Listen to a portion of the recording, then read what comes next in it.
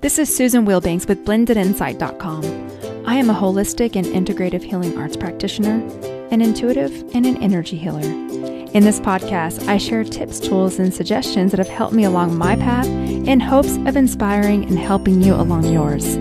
Let's get started with today's podcast topic. Hello, bright and beautiful soul. Thank you so much for joining me on this gorgeous spring day, and I'm so grateful for you.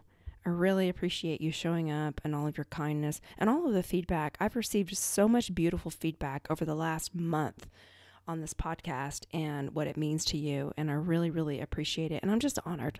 I'm honored to be a part of your journey. It is so gorgeous here today, and I am overlooking the mountains. The birds are chirping, the sun is shining, my heart is bursting with gratitude.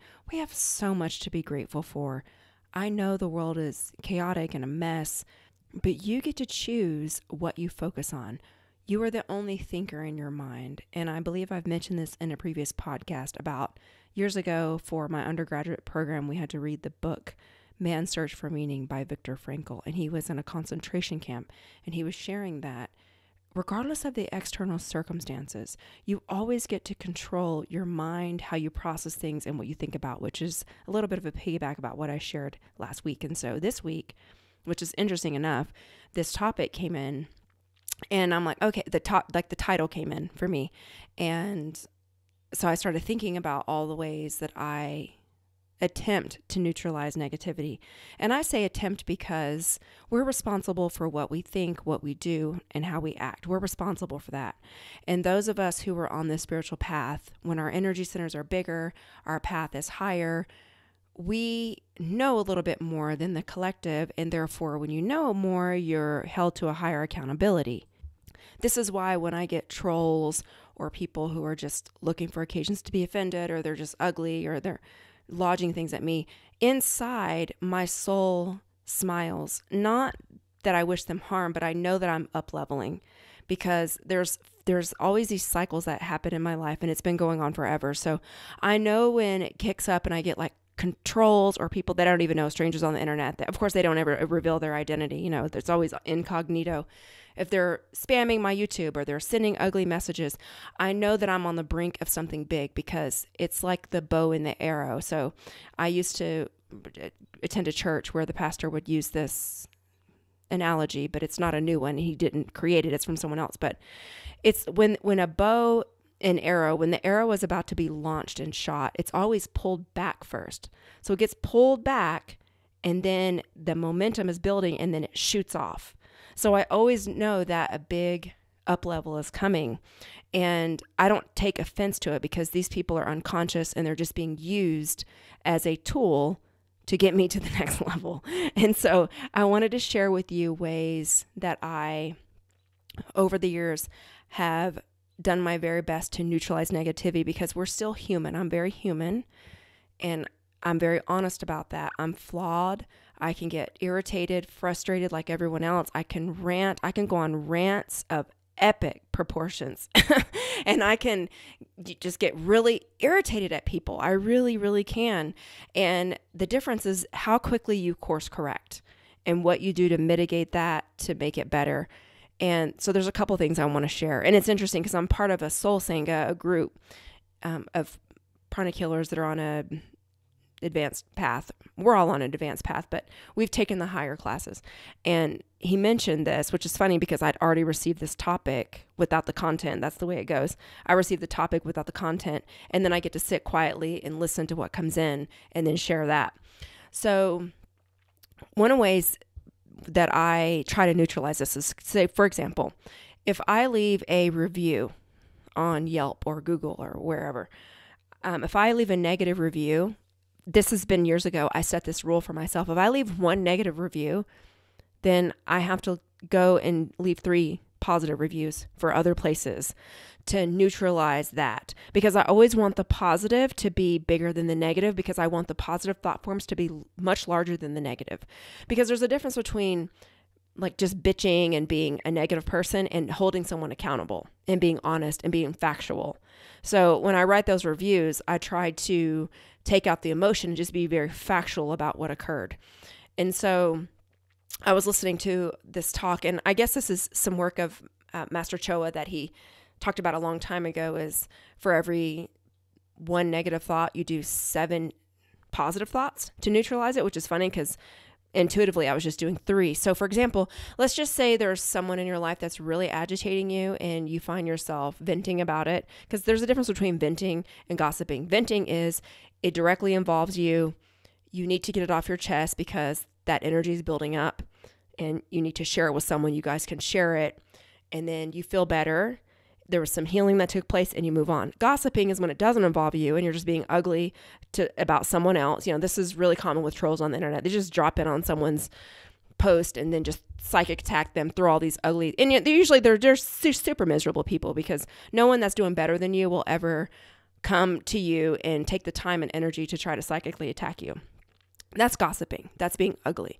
So there's a difference. So even in the venting, because there's been some work situations where there's someone that's very difficult to deal with, and my coworkers and I will begin to share about it because we're all super frustrated, and we can laugh and we can find humor, and we always end on a positive, move on. Even then, I challenge myself to find 3 good qualities about this person and sit in that energy of the positive qualities longer than I sat in the energy of the negative quality. Now, to be really advanced, I guess you could do 7 things. And sometimes this is hard and you have to get really creative about it. So, I don't know, maybe 12, 15 years ago, I had to work with someone that was really, I want to say, just very uptight, difficult to deal with, a worrier. And so I would get very frustrated around this person. So what I would have to do is focus on their shoes, because they always wore nice shoes. And I would say, oh, they dress so nice, and, they really love their family, and they have a love of cars. And I really appreciate the passion that they have. And so I'm giving you examples to show you ways that you can get really creative and then sit in that energy longer than you sat in the energy of the negative thought. Also do this for yourself. Let's just say there's something in your body that you don't like right now. Okay, so you notice it. It bothers you. Or maybe it's an injury, because I've had that where it's an injury and it's like, oh, this is so frustrating.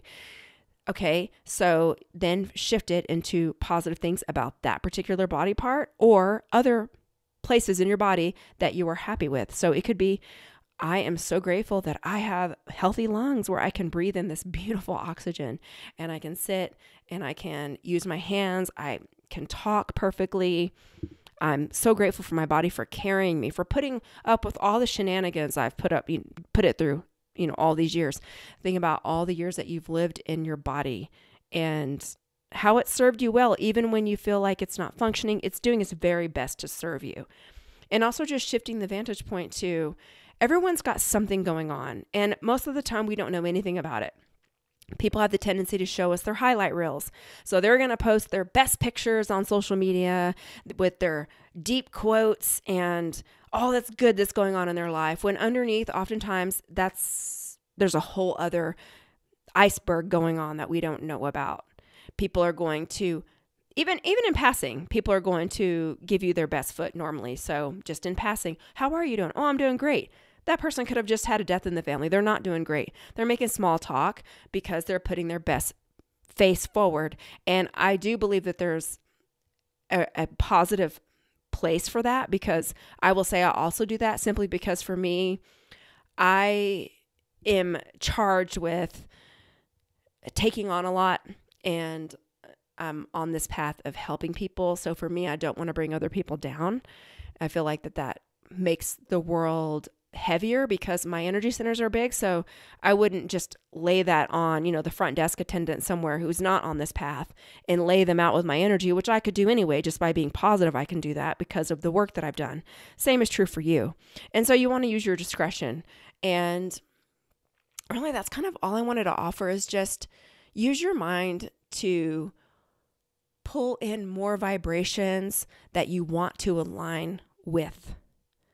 And this is especially important right now because we're in a deep cleansing cycle. We're biggest full moon of the year, the Westsock Festival. We have all these things going on in the world too, politically, climate-wise, globally. Here in the U.S., the prices of things are going up and people are getting really squeezed and stressed out. And you want to do your very best to keep yourself floating above all of that. And I know sometimes we get dragged down, but you want to do your very best to rise back up as quickly as you can. And that is all I wanted to offer. Let's go into a healing. I just want to flood you with beautiful golden light, because you're a beautiful, vibrant being. And I want to add to that and remind you of who you are. And we can do this. Okay, so you can uncross your arms and legs, focus on your breathing, and I will go into the healing.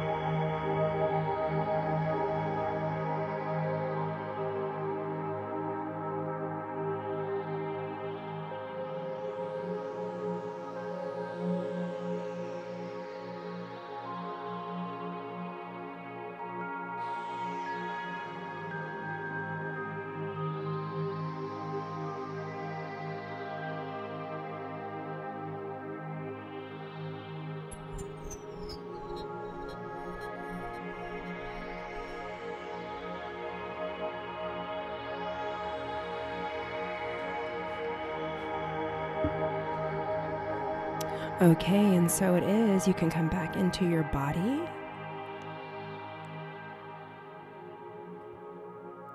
And I just want to say, if you're not on my newsletter, you can do so over at blendedinsight.com. And I just want to wish you a beautiful week. Thank you for being here. Thank you for being you. Shine your light and take care. Bye-bye.